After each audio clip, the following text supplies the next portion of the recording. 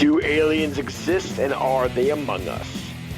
Are weird creatures lurking in the darkness? Do evil entities hide in the shadows of your bedroom while you sleep? Join us as we explore all this and more on the Warped Reality Podcast. Hello, everyone, and welcome to the Warped Reality Paranormal Podcast bonus episode. On this episode, John Wright continues his research on Bigfoot and some significant evidence involving the big guy. If you haven't listened to the previous episode, the Nat Man and I had a great conversation with the Squatch Father himself, Al Santoriga, who details his experience where he was within 7 feet of a Bigfoot. So I encourage you to check that out. And if you've had a Bigfoot sighting or any cryptid, ghost, UFO, or alien sighting, please leave us some voicemail at 845-600-0744, or you could email me at ghostjoeny@gmail.com. You could do so anonymously. There's no judgment here. And if you'd like, if it's real to you, it's real to me. All right. So let's get on with the Right Headspace with John Wright. Good evening. You are entering a dimension where up is down, good is evil, and day is night. You've just made a wrong turn into the Right Headspace. Thanks, Joe. Welcome back, everybody. I know it's been a little while since I put out a segment. It's been real hectic. I've been doing tours at the museum. I just started up track, so first week or so of track usually is kind of hectic. But I'm back. It's a dreary Friday snow day morning. I guess I should be happy I got the day off. So I got a little bit of time on my hands, and I'm going to jump into today's segment. Today's segment is going to focus on what I think might be the most compelling evidence in the quest to prove the existence of Sasquatch. I'm also going to highlight the work of notable scientists like Dr. Grover Krantz and Dr. Jeff Meldrum.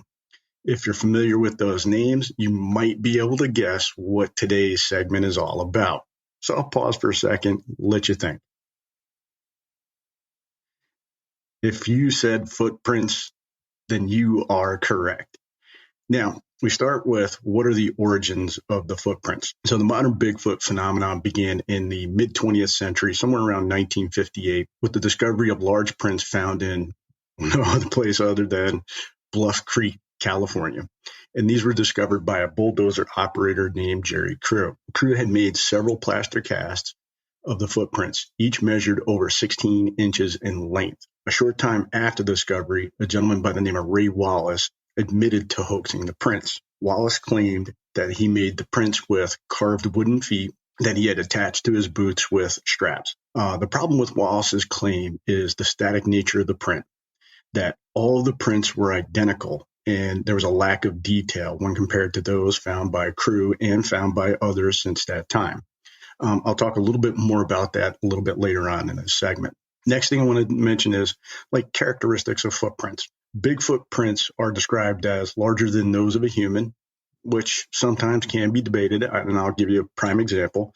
I'm doing a tour the other day. We're in the Bigfoot exhibit. One of the gentlemen on the tour was 6'9". This dude was a giant. And just out of curiosity, we actually have a couple plaster prints that are casts that are up on the wall. And I said to the gentleman, what size shoe do you wear?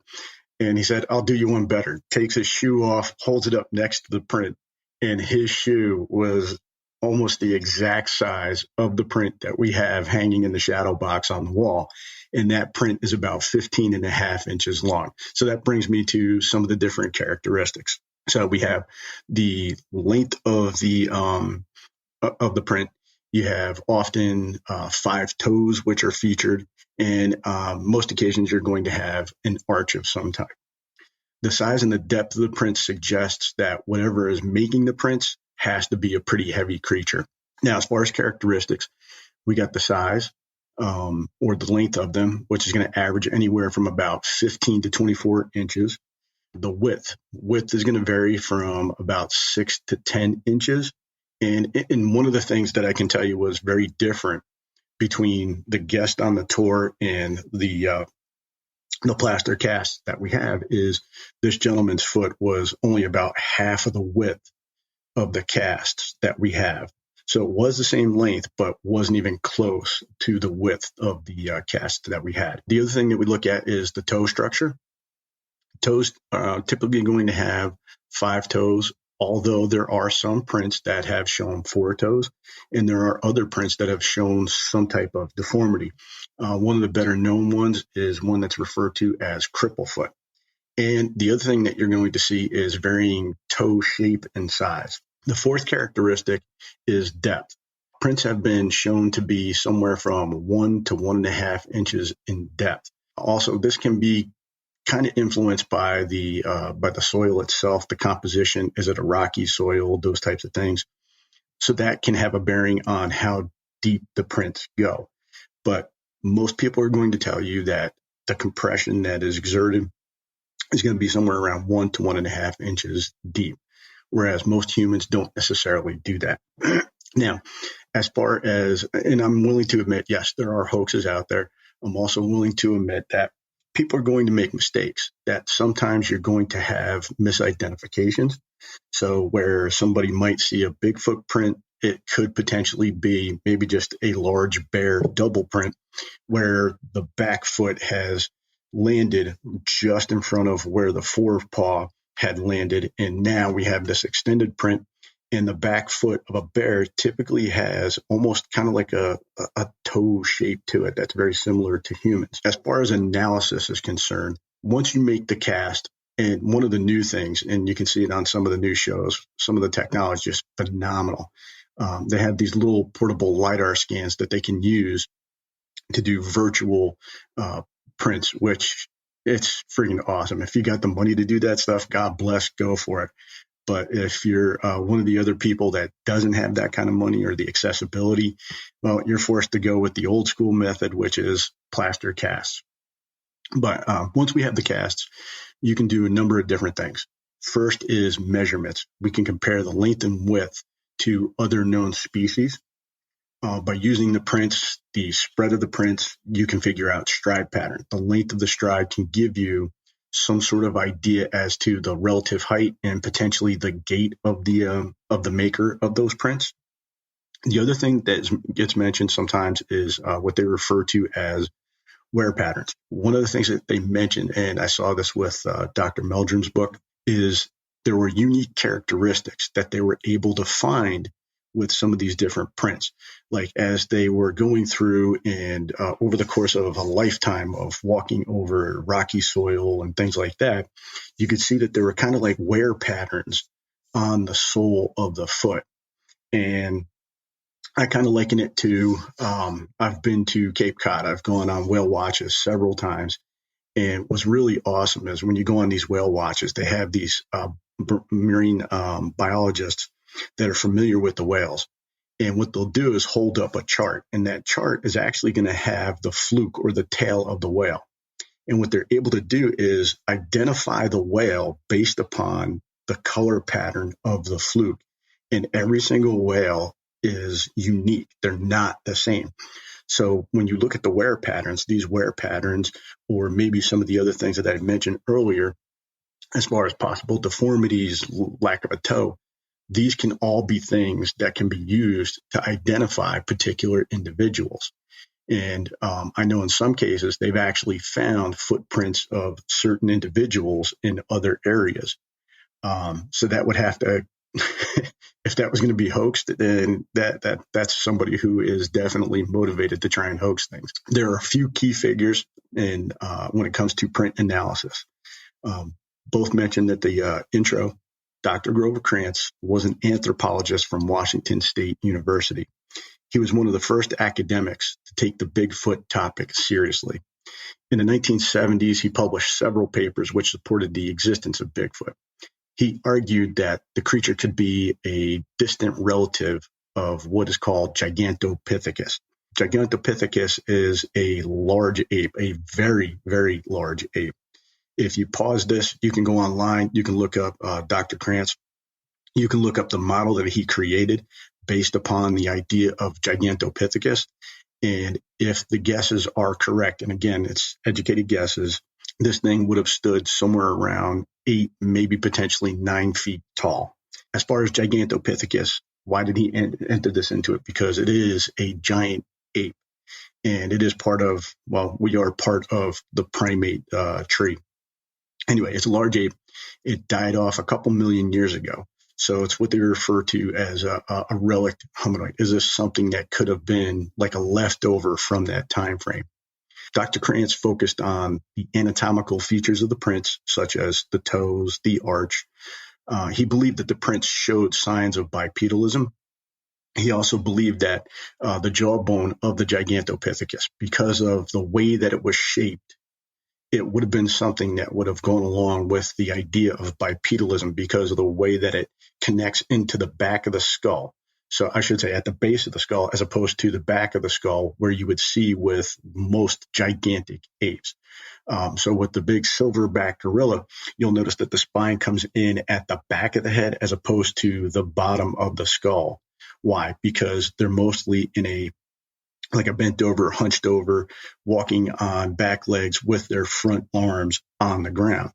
Whereas normal humans, they're going to have that they're going to have the spine enter at the base of the skull as opposed to the back of the skull. For more information about Dr. Krantz, you can read his book, Bigfoot Sasquatch Evidence. Another big name in foot analysis is Dr. Jeff Meldrum. He's a professor of anatomy and anthropology at Idaho State University. He has become one of the leading researchers when it comes to Bigfoot. Like Krantz before him, Meldrum focuses on the prints of the creature and suggests that the evidence supports the idea that a large bipedal primate exists in North America. The most notable features of the prints are what he refers to as a pressure ridge. Dr. Meldrum explains that the pressure ridge is the result of what he calls a mid-tarsal break. The mid-tarsal break is a flexible joint in the foot, and that the ridge forms as the result of a strong heel strike, and as the foot rolls forward on the ground, the flexibility, because the foot will flex in that mid point, and it will roll off of the ball of the foot. And this is what usually causes that pressure ridge. I know in some original studies, people had thought that pressure ridge wasn't really a factor, because some people had believed it was a footprint that something had stepped on a stick, and that's why it showed up. So Dr. Meldrum was one of the first to be able to identify the fact that was not. He also uses what's referred to as dermatoglyphics, the study of patterns of skin ridges, to distinguish authentic prints from hoaxes. Another gentleman by the name of Jimmy Chilcutt, he's a former law enforcement agent. He was a fingerprint specialist. He uses his skills to identify unique characteristics and patterns not normally seen in animal tracks. Both gentlemen agree that the appearance of the skin ridges in older casts bolsters the argument for the existence of Bigfoot. Primary reason being that the identification of skin ridges it's a recent discovery. It's something that wasn't originally seen or noticed. I shouldn't say it wasn't originally noticed when people started making these casts. It wasn't until later on that, through lack of lighting, those types of things, those things started to stand out. Another factor that they use to identify or try to authenticate real from a hoax is what's referred to as a dynamic print.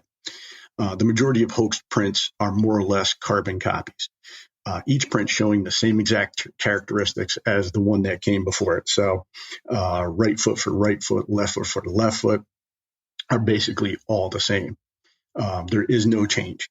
So with the dynamic print, on the other hand, it shows movement of the foot. It shows how the pad of the foot can compress. And in some cases, it shows how the toes can grip into the ground. There's one particular cast that they have where the creature was seen walking up a hill. As it was walking up a hill, there was some mud. The toes kind of gripped into the mud, slid down a little bit, and created these grooves, and later on caught some solid ground, and the creature was able to push and continue on its way up the hill. None of these things were present in the prints that were made by Ray Wallace. But they are present in other trackways. One of the examples I'll give you is Jerry Crew. Another one is the Blue Mountain prints, and this can be attributed to Paul Freeman. Another book I would recommend that you take a look at is called Bigfoot Prints, and this was done by Paul's son, Michael Freeman. It does have some pretty unique things with QR codes where you can scan, and it'll actually bring up some video and things like that. The other prints are Patty's prints. And yes, I said Patty's. Hint, hint. There will be a segment based upon that idea. The search for Bigfoot remains a controversial topic, but researchers like Krantz, Chilcutt, and Meldrum, with their scientific approach, have ensured that Bigfoot will continue to capture the imagination. Until next time, hopefully this leaves you in the right headspace. Hey folks, quick correction to the segment on Bigfoot prints. When I spoke about Michael Freeman's book, I'd referred to it as Bigfoot Prints. It's actually Bigfoot Files. As you may know, I'm a stickler for accuracy, so that's why I'm making this correction. Thanks a lot. Thank you so much for that, John. Listen, I actually had got to see some Bigfoot plaster casts when I went to the Warrens Seekers of the Supernatural Paracon in Connecticut like 2 years ago, and they were pretty massive, man. I also got to take a picture with the real Annabelle doll, which was really, really cool. She was very nice, by the way, if anybody was wondering. So, like I said, thank you so much. Listen, I just want to say I don't thank my guys enough for helping me with my show. For my podcast friends like Trebles Garcia from the Paranoi Radio podcast, to Bill Van Vagel of the Land of Creeps podcast, Eve S. Evans, and Chris Whitehouse, but also the guys that make content for me for no money whatsoever, like John Wright, Edgegrave Dave, Steve Santarpia, and my co-host, the Nat Man. Thank you. And yeah, so have a great week, everybody. And I'll talk to you guys next time. Later. Thank you for listening to the Warp Reality Podcast. And thank you to all my guests and contributors that help make this show possible. For more episodes, guest info, social media links, merch, and more, please check out warprealitypodcast.com.